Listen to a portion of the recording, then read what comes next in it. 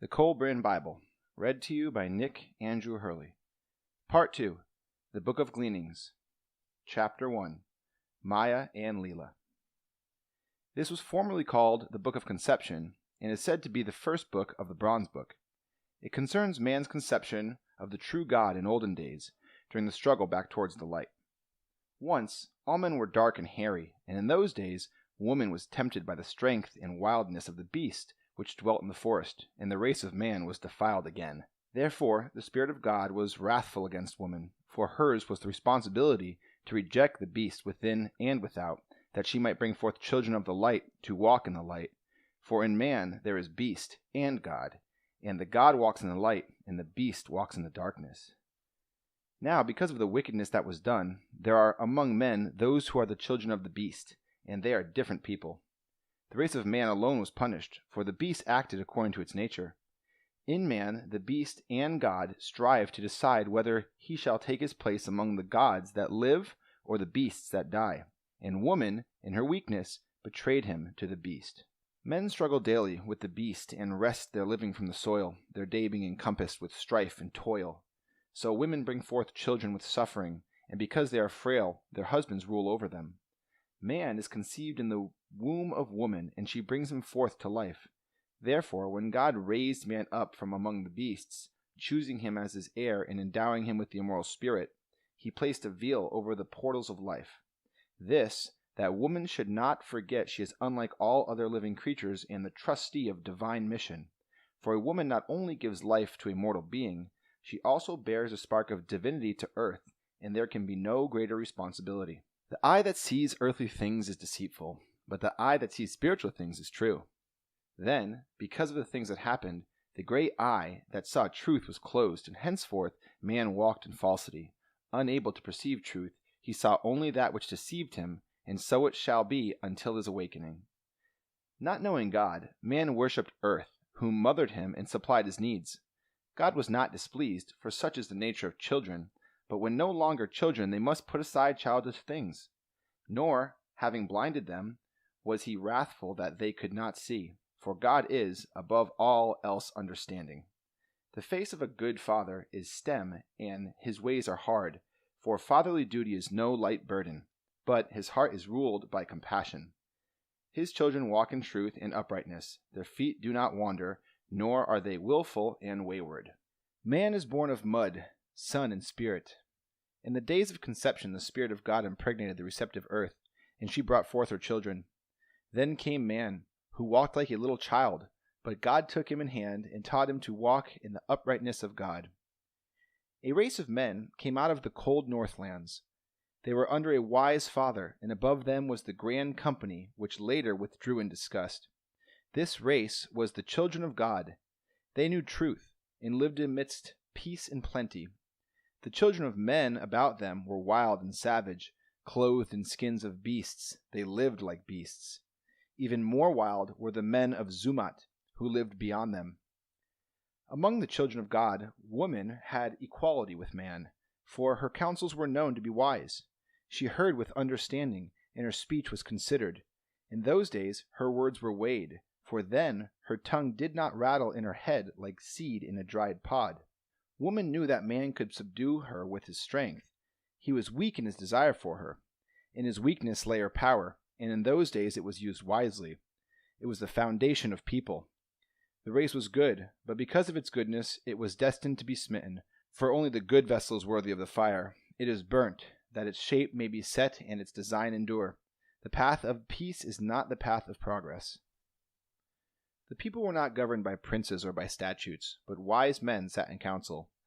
They had only a code of conduct and moral tradition binding each one to the others in symmetrical web of life. Those who transgressed the code and tradition were deemed to be unworthy of life among the people and were banished into exile. Among the children of men, woman was a chattel. She was subject to man, an object for the satisfaction of his lust, and the servant to supply his needs. He subdued her and kept her in servitude, for her betrayal of man was known even among them, and it was never forgotten, nor could it be forgiven. The children of God valued woman highly and protected her from crudeness and cruelty, and her standing was such that she was awarded only to the most worthy of men. They held her in respect, for to them she was the foundation of life within their race, the designer of its future. Yet even so, they had to restrict her, for she was inclined to be willful and unheeding of her responsibility. The people flourished, and from generation to generation grew in stature and comeliness. They were the rising tidewaters of mankind surging towards its destiny.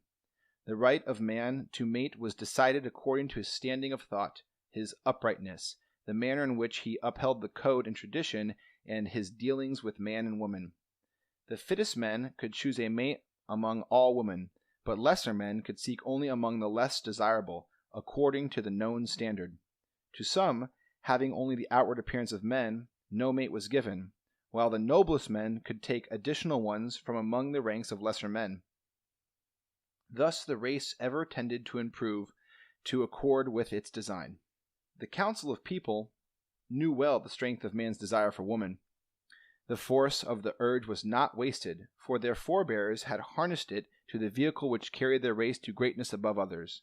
The race which could properly channel the forces contained within itself was ready to control the forces beyond itself.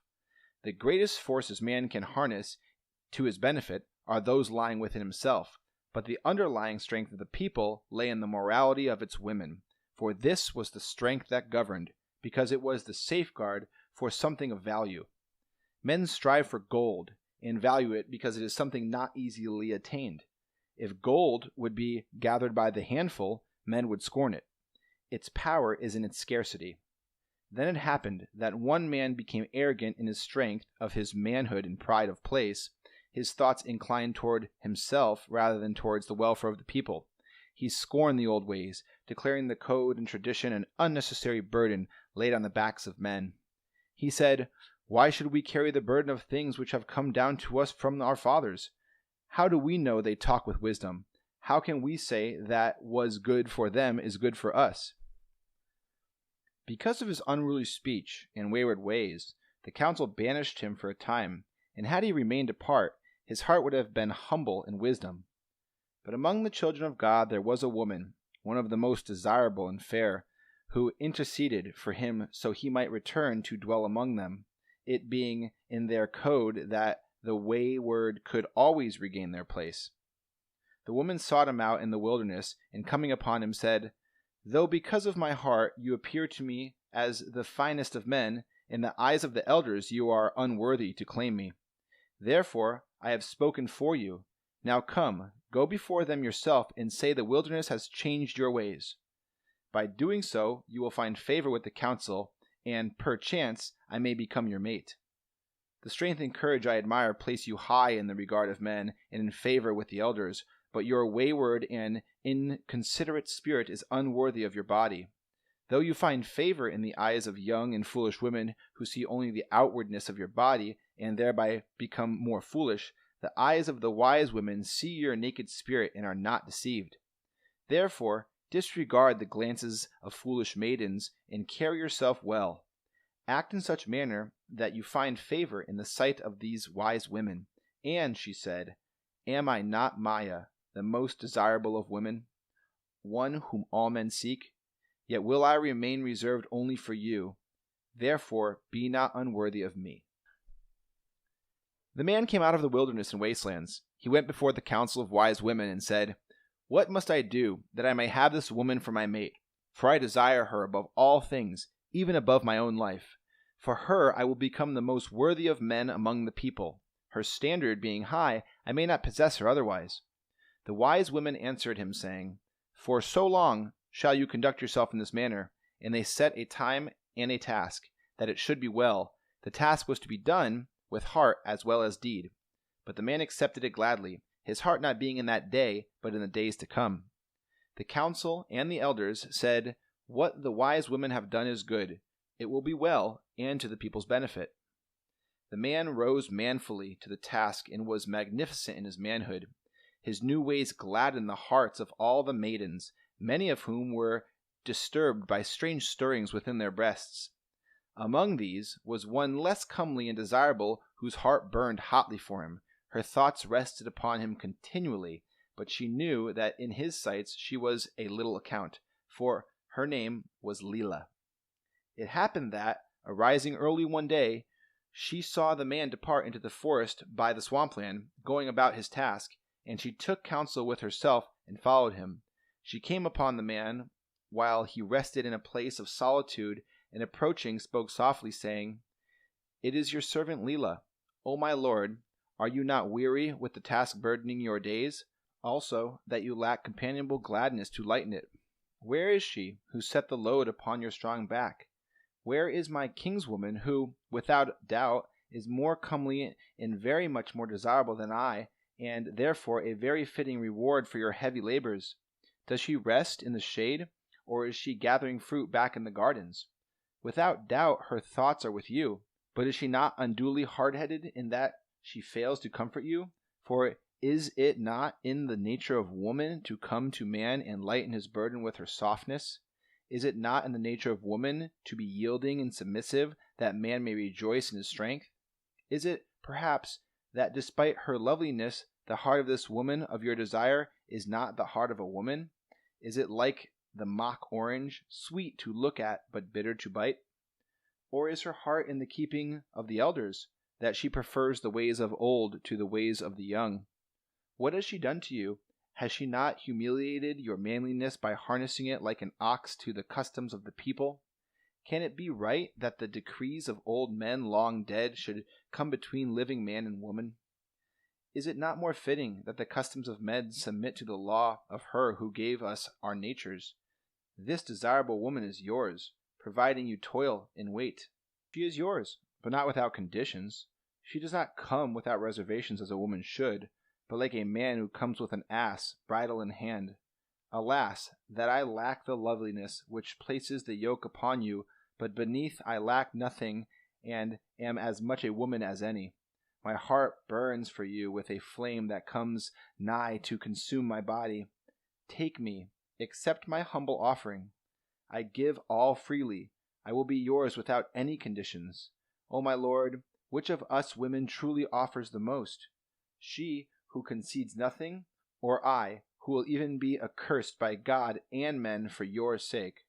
I, who am nothing in your sight, require no sacrifice from you. On my behalf I ask nothing, and I offer all a woman can. Then Lila knelt at the feet of the man and placed her head on his knee. The man was sorely troubled in his body, and he wrestled with it. But his spirit brought before his eyes the vision of the more desirable maiden, and he was strengthened. He arose and said, "Be gone, and tempt me no more." Then Lila departed and went away. But within herself she brewed, and in course of days her thoughts hatched a dark scheme. She mixed a forbidden potion from herbs, and putting it into her pitcher of water with honey, took it to the man as he toiled in the heat of the declining day. Seeing her, the man said, "Wherefore have you come again?" And she answered him, saying, "My lord, your servant brings a much lesser offering, one you need not fear as you did the greater one, a humble gift of refreshment." The day being hot and the toil arduous, the gift was not unwelcome. The man drank heavily from the pitcher, and because of the potion his spirit slept, while the beast entered his body in strength. When the fire of his passion was quenched by the waters of lust, his spirit returned, and he reviled the woman, saying, "What have you wrought? Would you destroy me in this manner?" The woman replied, "The deed is yours, my lord, for you are a man and I am a woman." Then the man became afraid, for he knew the code and custom. He became angry after the manner of frightened men, and shouted, "Begone from my sight, you viper, lest I crush you." Lila answered quietly, "My lord, why be wrathful or afraid without cause? For this thing shall be a secret between us. No one will ever know of it. Behold, my lord, are you not free again, and the yoke removed from your neck? Now you may know the joys a woman can give without submitting to the task. Therefore take your ease, for life is good to you." The words of the woman were not sweet to the ears of the man, for he was filled with remorse for what had been done. He said, "You are not the maiden of my tender desires, in whom my heart delighted and for whom I gladly undertook the task. What now of her woe's beauty compares with the glory of the sun, whose gentleness caresses as a sunbeam, besides whose brightness you are no more than a gloomy shadow?" Lila replied, "She is indeed the sun. You may worship from afar, but never touch lest you be burnt and destroyed.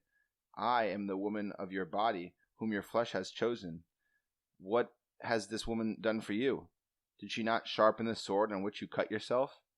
If one lights a fire among reeds, knowing a man sleeps there, who is to blame for his burning? The fire, he who lit it, or the reeds? It is beneath your manliness to turn on me thus. Am I not shamed for your sake? And who among women would invite the wrath of gods and men as I have done? Be content with the wrong your lust has already wrought. This is an evil deed you have committed, but because we are now united in the flesh, no harm shall befall you through me. Thenceforth, among the people they went their separate ways, but flesh called to flesh, bringing them furtively together in secret places. Each dwelt with the reproachful whispers of their spirit, and each walked in the shadow of fears because of the code and tradition. Now the elders were not without shrewdness, and they saw that the man was no longer diligent in the task, and he had returned to his former ways. Also he avoided the eyes of Maya, and was no longer reserved with women. Having sampled forbidden fruit, he now sought other varieties. He was not a man with an end in view towards which he strove. His bearing was not that of a free man. The glances between the man and woman and their uneasiness were not difficult to interpret. The elders and wise women sang among themselves, "Such is the manner of those carrying a burden in their hearts, whose shadowy love is a feeble, furtive thing blooming shamefully in the dark and hidden places." Therefore they set a watch on the pair. The watch came upon them as they lay together in nakedness upon their skins, and mocked them with their revelry, for their passion was profane and a thing for jest. It was a fungus upon the tree of love. They were brought before the high council, which was the council of elders, and the council of wise women, which questioned them, saying, "Wherefore have you done evil unto us?" The man answered, "The woman put my spirit to sleep with an evil brew, and my body became weak because of my manhood." They replied, "Truly you have little manhood now, and are lesser a man because of this woman." The woman stood up before the high council and answered them boldly, "Am I then the stronger of the two? Can I lift the biggest stone or run the fastest race? Do not the strong always prevail against the weak? And is not this man the strongest among men? Is this even a matter for your concern? For in what way have we caused harm to any but ourselves? Shall we be punished for that which concerns us two alone and wrongs no other?" The high council replied, "The deeds of any person affecting the lives of others are the concerns of others. Though it were done in secret between yourselves, were not the effects displayed in your eyes for all to see? Does the man serve the people better because of this thing, or does he serve them less well? Has something been added to the people, or has something been taken away? Have not the people lost? Therefore it is not that which you did the concern of the people, and not of yourselves alone. The deed of itself was not wrong, except in the manner of its accomplishment. A woman who places no value on herself steals something from all women, for they are then less valued in the eyes of men. Would men value gold were it gathered by the wayside? Above all this, what of God-given love? Have you elevated or degraded its means of expression among men and women? Among people who value gold above all else, he who debases or adulterates it commits a wrong against them. Here, where love is valued above all else, and women honored as its custodian, those who debase it are regarded likewise. We dwell in a pleasant place, amid peace and plenty, an inheritance from our fathers. The children of men have inherited the wastelands. Are our fathers less wise than theirs, that the customs of our fathers should be spumed? What you have done relates to your two selves, and by your two selves shall your punishment be carried out. This is not a punishment for any wrong done to us, for we are old, and it affects us little. We punish because we have a duty to the young, to the unborn of our race. We have an even greater duty to the hallowed things which inspire mankind and enthrone man above the beasts. Your wrongdoing affects no one man or woman, yet it affects all men and women, and if left unheeded, would not be without effect on children yet unborn. The code and tradition is the pillar of our people, and the pillar may not be struck with impunity. Though it be strong, and one blow will not damage it, many blows will bring down even the soundest pillar. A blow left unheeded encourages others. A deed disregarded is a deed encouraged. A people can be judged by the things it punishes and the things it permits. The swine revel in filth, and therefore attacks anyone who enters his pen. Were we the holy of the earth, we need only protect earthly things. Thus we banish you forever from among us. unless in your old age you are permitted, in mercy, to return. In this manner were the men and women banished from the tilled land to wander the wilderness beyond. They dwelt in a cavern in the wasteland, against the outer border of the tilled land, and they ate weeds and wild creatures. There they were in a place defended from hostile men and made safe from ambushes. In the first days of their banishment, the man was wrathful against the woman and spoke to her spitefully, saying, "Like a lamp that gives no light, you are a woman without womanly virtue, no longer deserving of the honored treatment according to women of our race. You spoke truly when you said that I am strong and you are weak. So be it. Henceforth your weakness shall be my strength. No longer will the weaknesses of man be the strength of woman and the backbone of a people clinging to things without substance. Henceforth I am obligated to no one and owe a duty to no one but myself. Man is weak only in his desire for woman, but the weakness of woman shall henceforth assure satisfaction of the desire." So the man subdued the woman after the fashion of the children of men. She was the wife who ministered unto him, saying, "My lord, I am but a woman and your handmaiden."